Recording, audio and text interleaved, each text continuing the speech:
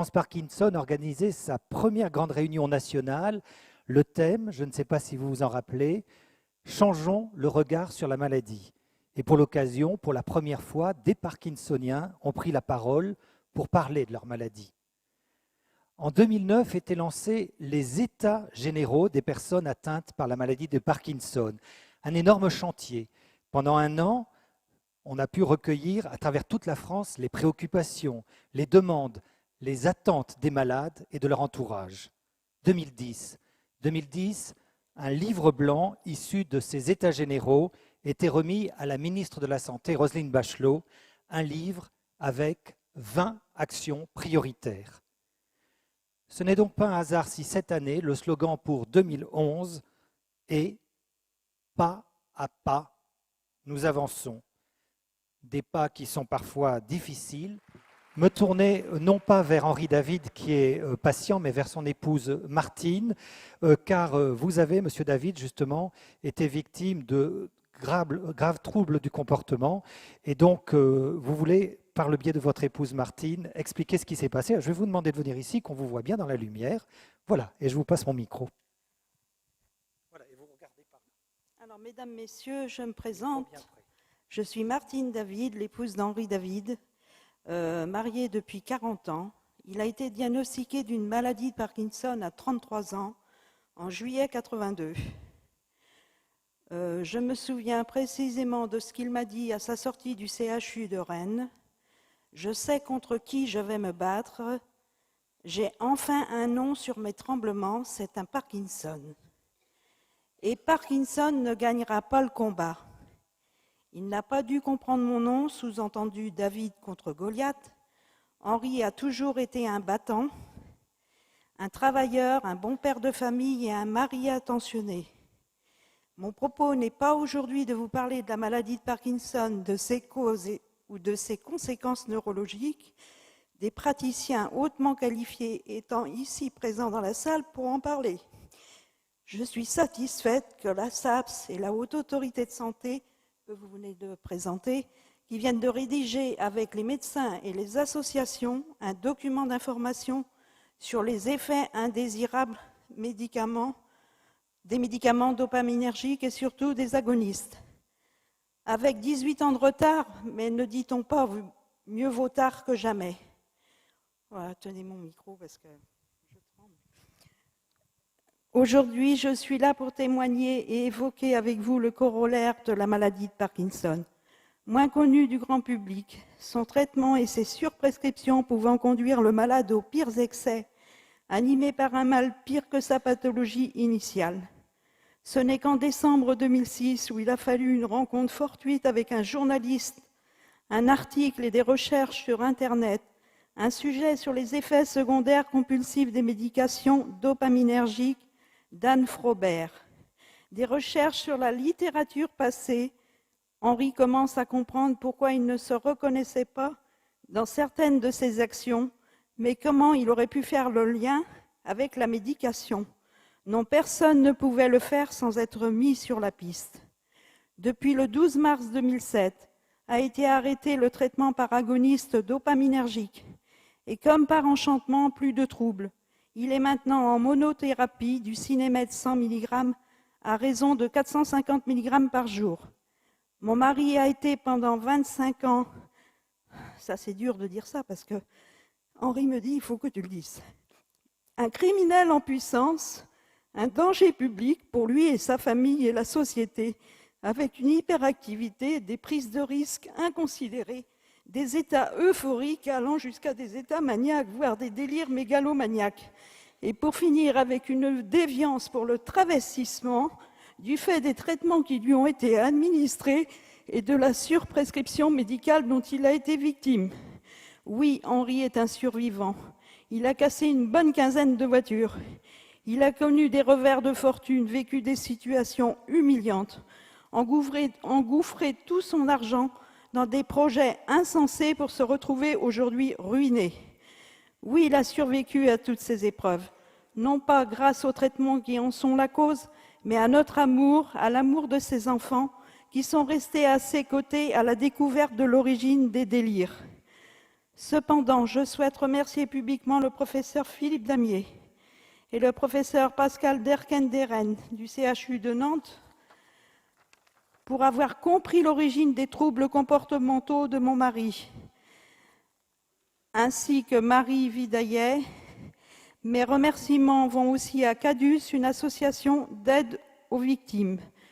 Beaucoup d'autres patients qui ont eu des problèmes similaires ont eu beaucoup moins de chance qu'Henri, car pour certains, leur déviance pouvant être répréhensible par la loi, comme Guy de Strasbourg, cadre supérieur qui a été condamné à 4 ans de prison ferme, ou comme Jacques de Reims, qui a été condamné, lui, à 4 mois de prison avec sursis. Et comme tant d'autres, ils ont crié au secours. Ils ont eu un grand silence comme réponse, aucune écoute. D'autres encore, comme Joël, directeur, qui a perdu de très grosses sommes au casino, a préféré nous quitter en mai 2009. Ou comme un autre malade qui, lui, a préféré s'immoler parce qu'il ne supportait plus d'avoir ruiné sa famille. Ils sont très nombreux, mais non déclarés. Ils étaient les grands oubliés. Il n'est pas question de demander le retrait d'un médicament ou d'un autre. Là n'est pas la question. Non, il aurait suffi d'une mise en garde des effets indésirables possibles de la médication.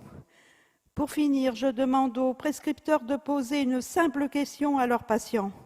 Avez-vous quelque chose qui a changé dans votre comportement depuis que vous prenez ce traitement?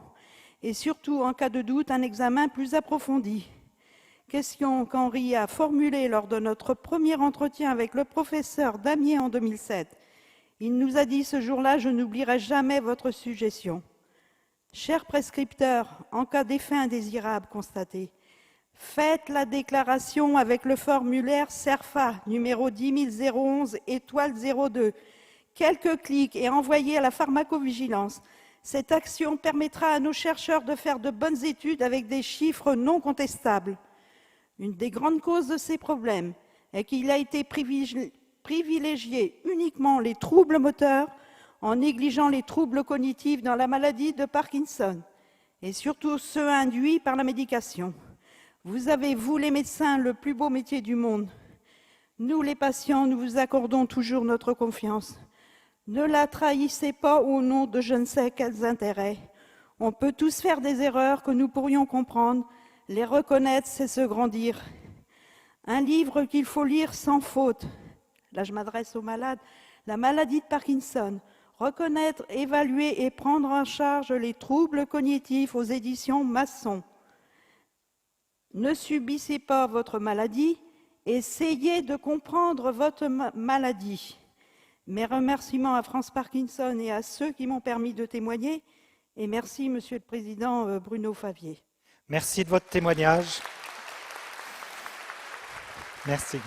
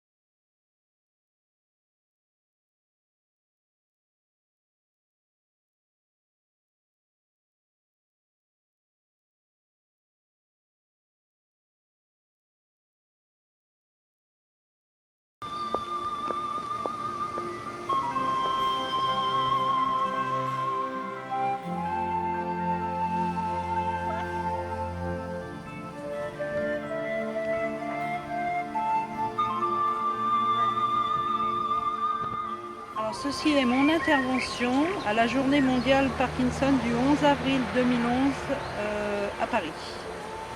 Mesdames, Messieurs, je me présente. Je suis Martine, l'épouse d'Henri David, mariée depuis 40 ans. Il a été diagnostiqué d'une maladie de Parkinson à 33 ans en juillet 1982. Je me souviens précisément de ce qu'il m'a dit à sa sortie du CHU de Rennes. Je sais contre qui je vais me battre.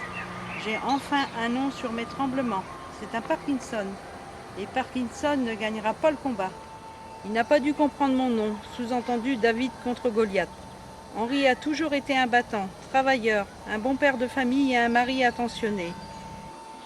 Mon propos aujourd'hui n'est pas de vous parler de la maladie de Parkinson, de ses causes ou de ses conséquences neurologiques.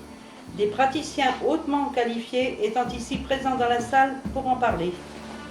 Je suis satisfaite que l'AFSAPS et la Haute Autorité de Santé, qui viennent de rédiger avec les médecins et les associations un document d'information sur les effets secondaires des médicaments dopaminergiques et surtout des agonistes, avec 18 ans de retard.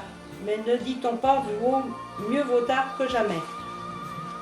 Aujourd'hui, je suis là pour témoigner et évoquer avec vous le corollaire de la maladie de Parkinson, moins connu du grand public. Son traitement et ses surprescriptions pouvant conduire le malade aux pires excès, animé par un mal pire que sa pathologie initiale.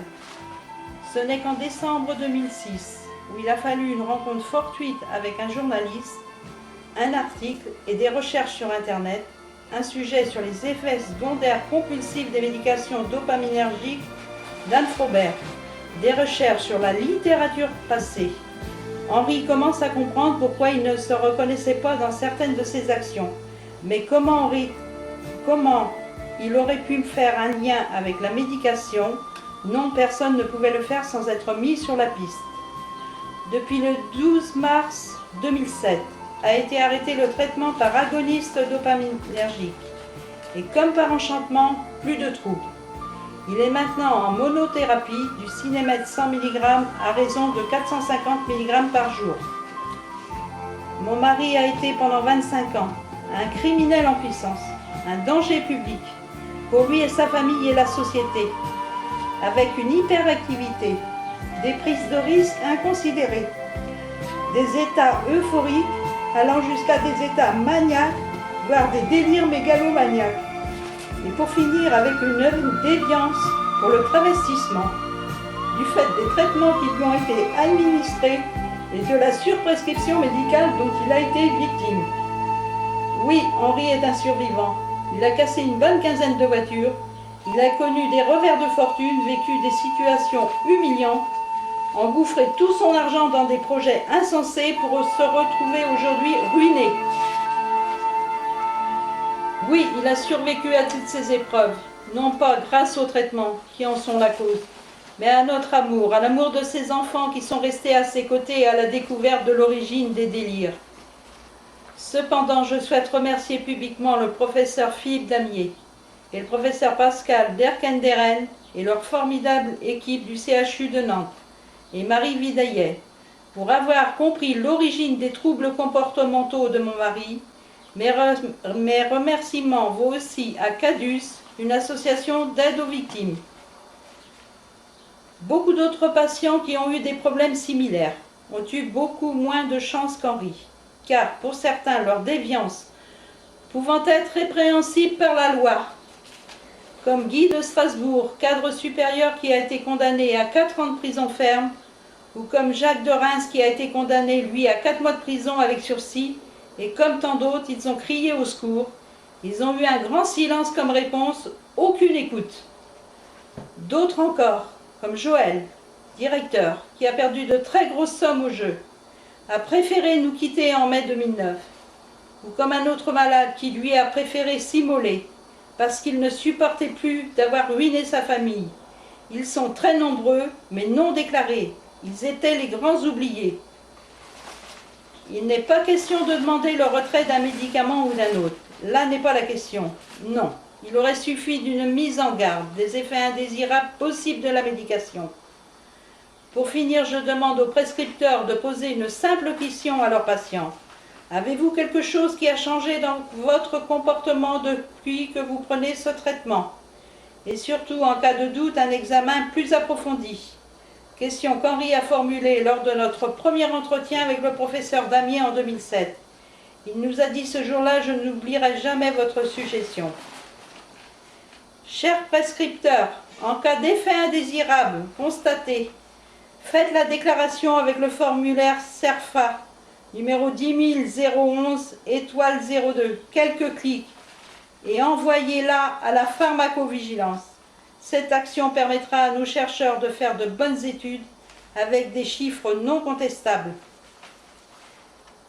Une des grandes causes de ces problèmes est qu'il a été privilégié uniquement les troubles moteurs, en négligeant les troubles cognitifs dans la maladie de Parkinson et surtout ceux induits par la médication. Vous avez, vous les médecins, le plus beau métier du monde. Nous les patients, nous vous accordons toujours notre confiance. Ne la trahissez pas au nom de je ne sais quels intérêts. On peut tous faire des erreurs que nous pourrions comprendre. Les reconnaître, c'est se grandir. Ne subissez pas votre maladie, essayez de comprendre votre maladie. Mes remerciements à France Parkinson et à ceux qui m'ont permis de témoigner. Merci, Président Bruno Fabier. Merci à tous. C'est que moi aussi j'ai pensé au suicide. Je pensais m'attacher autour du cou avec une corde, le secouer et aller me foutre dans le canal. Parce que vous vous imaginez à la découverte de... On se rend compte que pendant 25 ans, on a été quelqu'un d'autre. On peut imaginer le choc. Et moi, ce que je ne pardonne pas aujourd'hui, c'est qu'on est en train de mettre ça sur le dos du malade, que c'était préexistant ces signes-là. Mais où va-t-on?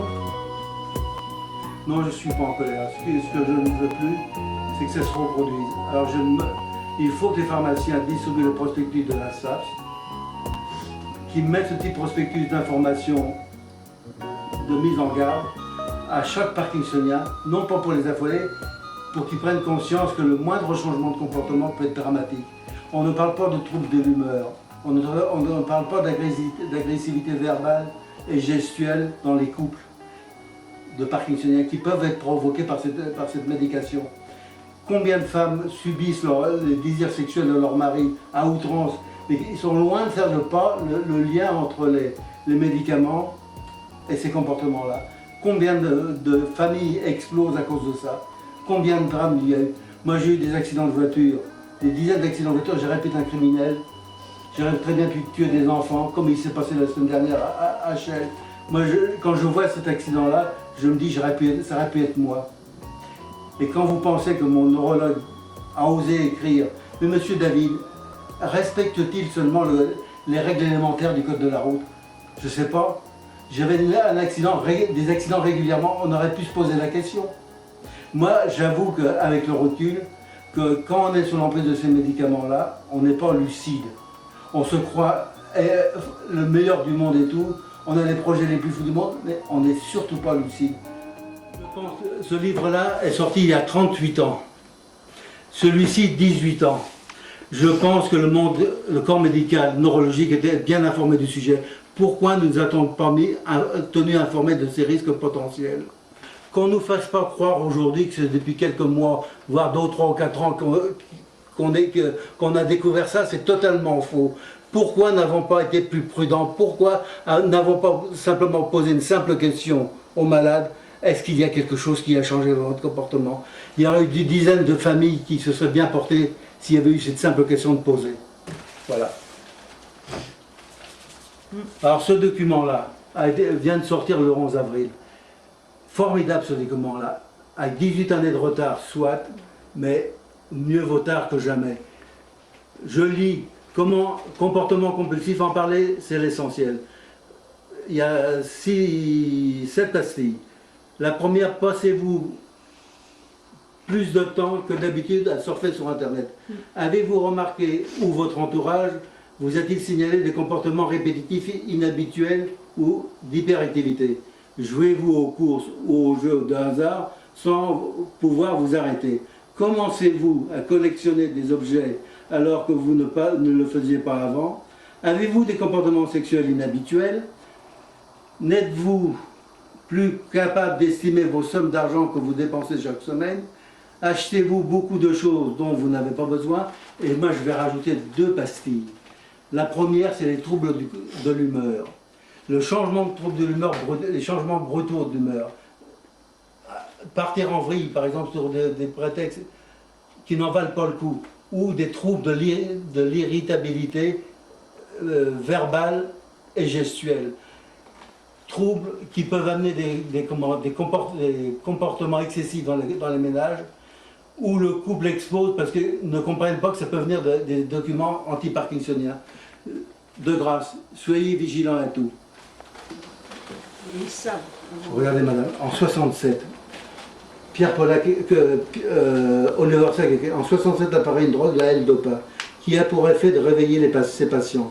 Ils se remettent à parler, à marcher, retrouvent le goût de vivre. 3 petits points. Mais certains sont en proie à des hallucinations, des délires paranoïaques et érotomaniaques. L'unité de leur personnalité se brise en une foule de sous-moi, parfois effrayants, en laquelle ils ne se reconnaissent plus. Faut-il arrêter la L-Dopa ou diminuer les doses? Ce sont les problèmes dramatiques auxquels Oliver Sacks sera confronté. Et il prend référence de ce bouquin-là et personne n'en tient compte. Au moins dire les risques. Voilà. C'est tout ce que je demande. Moi, j'en voudrais pas un médecin qui se trompe de bras, il doit opérer le bras gauche, il opère le bras droit. C'est une plaisanterie, mais n'empêche. Ça, encore, ça peut se comprendre. Il ne l'a pas fait exprès. Mais ça, je me demande s'il y a quelque chose d'autre là. D'autant plus que mon traitement, la sécurité sociale payait 4 500, 4 600 euros par an de médication. Aujourd'hui, je suis à 150 euros. Il est où le problème là?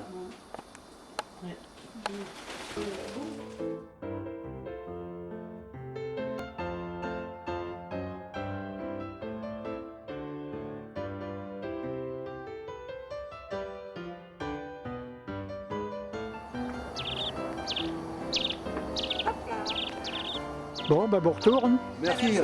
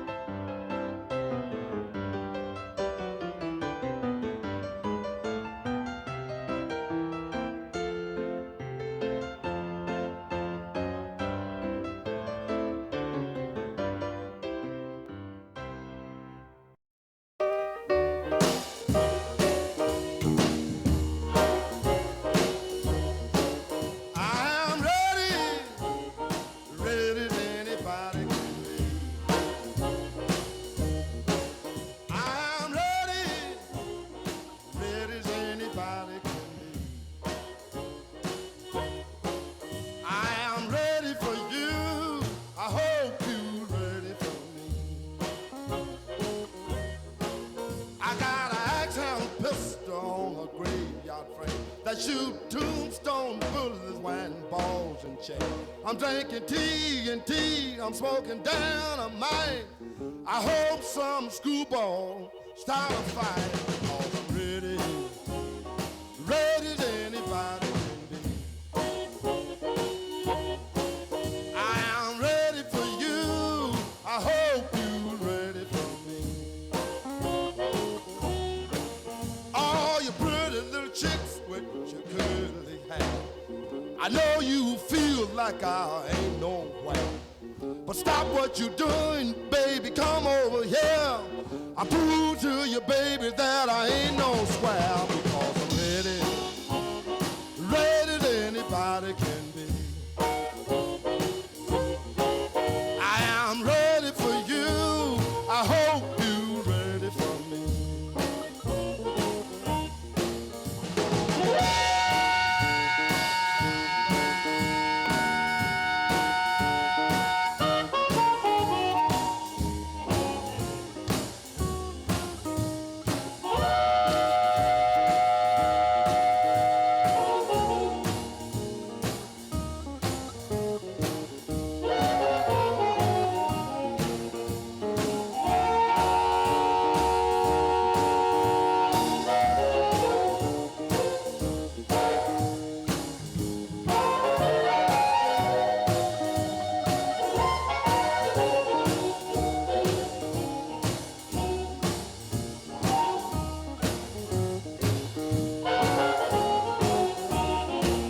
I've been drinking gin like never before. I feel so good, I want you to know. One more drink, I wish you would. It takes a whole lot of loving to make me feel